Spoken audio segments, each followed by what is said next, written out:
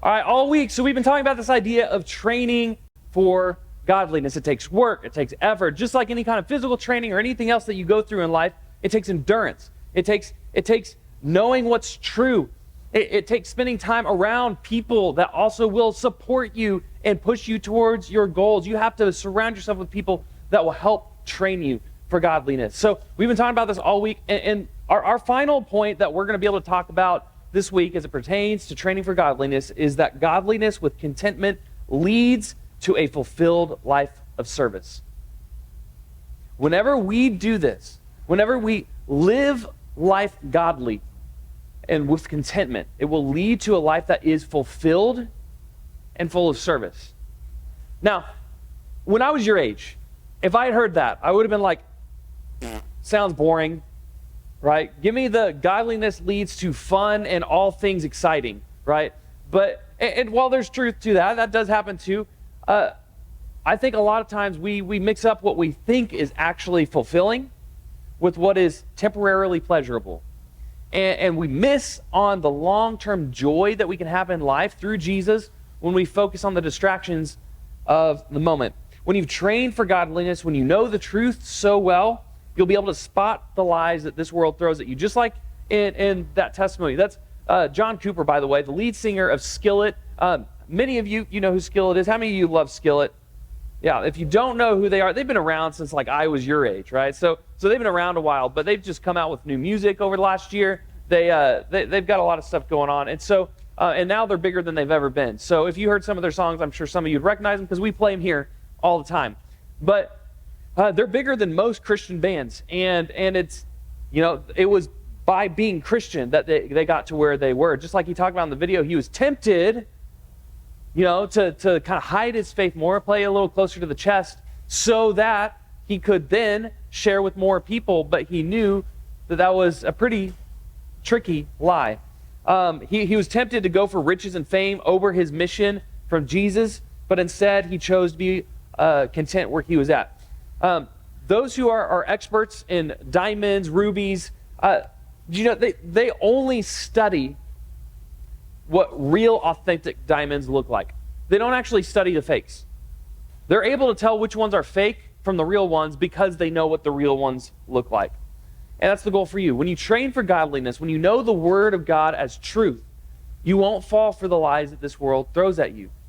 And so I love that testimony. I love that part of his story because it demonstrates this very clearly. See, I think we have a flawed view of what freedom actually is. We try to find what will make us content, and for most of us, that's freedom. And actually, I think the definition, when you Google to define freedom, I think the definition is wrong. It says, the power or right to act, speak, or think as one wants without hindrance or resistance. That's what Google defines freedom as, coming from Oxford Languages, right? Freedom is the power or right to act, speak, or think as one wants without hindrance or resistance. In other words, freedom means the absence of limitations. You can do whatever you want. There are no limits. But guys, even common sense, simple common sense proves that that's not true. When you're driving on the road, some of you, how many of you cannot wait till you get your driver's permit, right? Some of you are just a year or two away from that, right? Are you more free by driving wherever it is you want? Or are you actually putting danger in front of you and you're actually less free by driving without boundaries, right? Those lines on the road are there for a reason. If you only drive on half the road, you actually have more freedom because you don't have to worry about getting hit. But if you view all 5 lanes as yours without limitations and you drive wherever you want, you're going to get in an accident. You're going to hurt somebody, right? You might not walk away from that. Freedom is not the absence of limitations. It is the proper placement of limitations. That's what true freedom is. You know, you want to know the secret to being content? It's knowing where your limitations are and living fully within them. Living life to the full within those limitations. Then we, as Christians, as followers of Jesus, we believe the limitations God has given us are the best ones. Because here's the reality. You will always be a slave to something in this life, okay?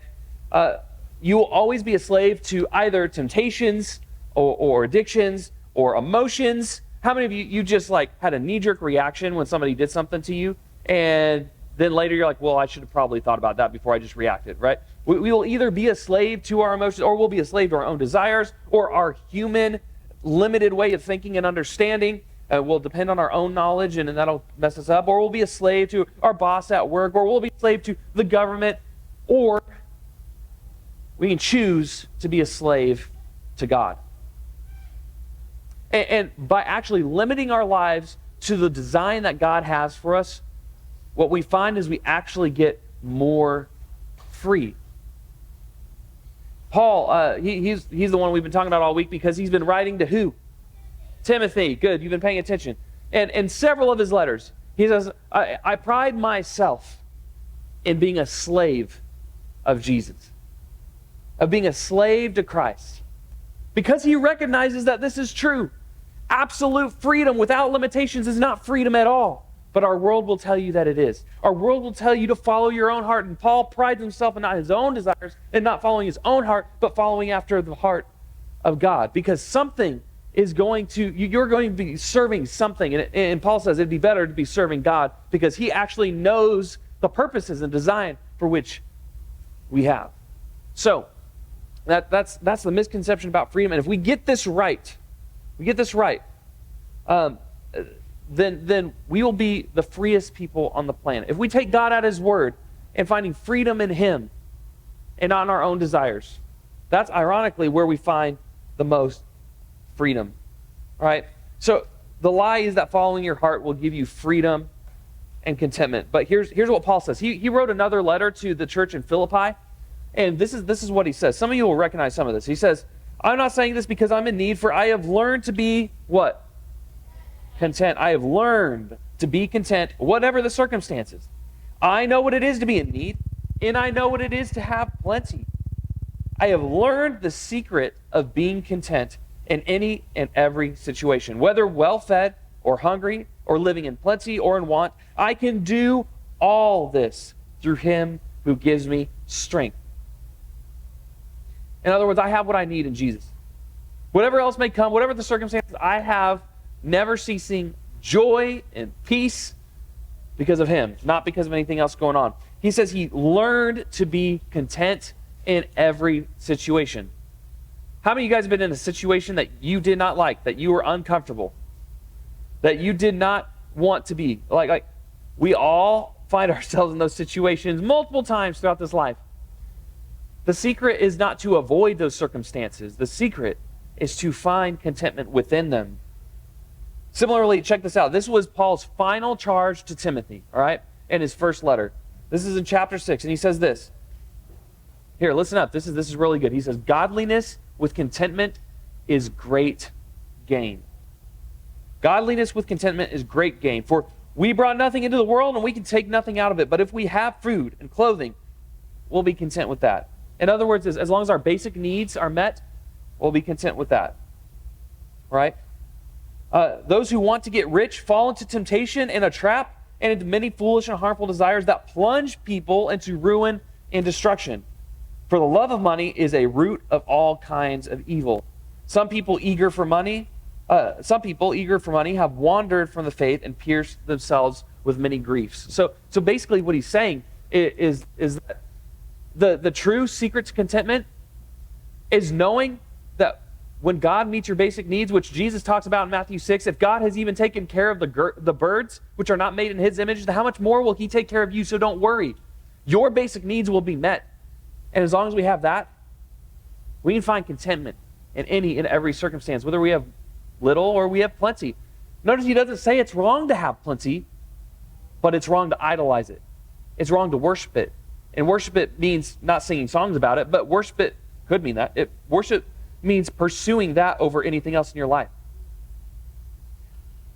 The love of money, the love of things, the love of security, the love of anything else other than Jesus is going to plunge you into destruction. It's going to plunge you into many griefs. So it's by our own love for, if you're going to put yourself in John Cooper's shoes from Skillet, the love for riches and fame, right? That would have been a trap, and he was wise to avoid it. So let's continue reading. Verse 11. But you, man of God, talking to Timothy, you, training for godliness, you, man of God, flee from all this. Flee from all this nonsensical pursuit of things, of material things, of status, of riches, and fame. Flee from all this. And pursue righteousness, godliness, faith, love, endurance, and gentleness. Fight the good fight. In other words, don't give up. Take hold of the eternal life to which you were called when you made your good confession in the presence of many witnesses. Right? Remember that law of replacement. He says, flee from all this. And if we're going to flee from something, if we're going to give up something, we better pursue something else instead. Law of replacement, like we talked about the other day. Pursue righteousness instead. Pursue godliness. If you do this, you'll find the secret of contentment. If we want to learn what it means to be godly, we must learn to be content in any and every circumstance. We must be content in Jesus before anything else. So check out this next part. Command those who are rich in this present world not to be arrogant, nor to put their hope in wealth, which is so uncertain, but to put their hope in who? In God, who richly provides us with everything for our enjoyment. Command them to do good, to be rich in good deeds, and to be generous and willing to share. In this way, they will lay up treasure for themselves as a firm foundation for the coming age, so that they may take hold of this life that truly is life. The lie this world will throw at you is that it can offer you anything, everything that God can't. It can offer you what you need now to be truly content, to be truly happy, to truly live and be yourself. And Paul says, nope, that's a lie. Don't pursue that. Pursue God first. Law of replacement. Flee from that and pursue righteousness. Don't seek after earthly wealth and riches, but instead be rich in good deeds. So if you want to stop one habit, if you want to stop thinking about yourself, if you want to stop focus on things that don't matter, replace that with focusing on godly things, because your willpower will run out eventually. Instead of focusing on being rich in things in this world, Paul's final charge to Timothy is to be rich in good deeds. So much easier said than done. But when we pursue God before all else, what we find is that true joy and contentment is a byproduct of that. In fact, many of us would miss out on our calling if we instead just focused on our own desires and focused on what we want. Many of you, I just need to be real with you. You would put your hope in so many things that are not of God, and those things will fail you eventually. Some of you put your hope in a relationship. Some of you put your hope in becoming something someday. You put your hope in a sport. You put your hope in something that will not last. But let me tell you something. Your godliness, your training in Him, your pursuit of Christ will outlast anything. It has value for not only you, but for everybody you interact with in your life. Because godliness with contentment leads to a fulfilled life of service. The final step of training for godliness that we're going to have time to talk about this week, after spending time in the Word, spending time in prayer, spending time in community, spending time in worship, is spending time looking outside yourself and serving those around you, just as Jesus did. Godliness with contentment leads to a fulfilled life of service. So, practically speaking, how do we do this? Right? What does it look like in our everyday life to pursue God before everything else? Because if we can know all this is true and we don't know exactly how to apply it, or some ways to apply it in simple terms, we won't do it. So one, what you have to do is find the joy in what you have. When I was your age, I wanted a new guitar. I wanted a dope video camera, because I was always making movies on my parents' home camera. Terrible quality. I put my hope in my abilities to overcome anything else, my abilities to make myself look good in front of other people. I put my hope in relationships that were not healthy for me. So find joy in what you have before pursuing anything else. Because everything you currently have is a gift from God. And anything else you get in the future is a gift from God. So find the joy in what you have now, because if you can't do it now, it won't happen with what you get in the future. So find the joy in what you have now. Secondly, Practice the art of thanking God for the good. If we stop and actively thank God in our prayer life for what is going well in our life, for the things we do have, for what is good, give credit to Him and thank Him for those things.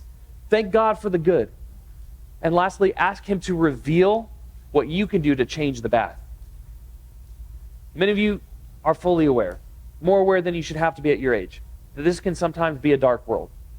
This can sometimes be a hopeless place where people need the light of Jesus. You have the opportunity to be that. And sometimes your training for godliness is for such a time as this, for God to use you to be that light to somebody else. So thank Him for the good, and then ask Him to reveal how you can change the bad that goes on in this world. You be an agent of God, and be His hands and feet to those around you. Train for godliness. Be content with what you have so that this world can change for His glory. Godliness with contentment leads to a fulfilled life of service. So, it's not only something that we want to do, something that we should do, but something that we must do, is train for godliness. Not only for our sake, but for the sake of those around us. We have no choice. If we choose to follow Jesus and give our lives to Him, we must train and prepare for godliness. So on that note, who wants to quote our verse for this week? I saw your hand first. You want to come on up? We've been in this verse all week. Yeah. Give her a round of applause. All right. Thank you for your bravery in coming up. You got this? All right, what's our verse? Have nothing to do with godless myths and old wives' tales, but train yourself to be godly. For physical training has of some value, but godliness has value for all things, holding promise for present life and life to come. Excellent job. Give her a round of applause. All right. We'll put it on the screen. If you didn't memorize it this week, I challenge you to memorize it over the weekend, all right? And if any of you come to me on Sunday and you're able to quote it, I'll give you something. I'll give you a prize, all right? So, all right. Let's all say this together. 1, 2, 3. Have nothing to do with godless myths and old wives' tales. Rather, train yourself to be godly. For physical training is of some value, but godliness has value for all things, holding promise for both the present life and the life to come. All right. On that note, let's pray.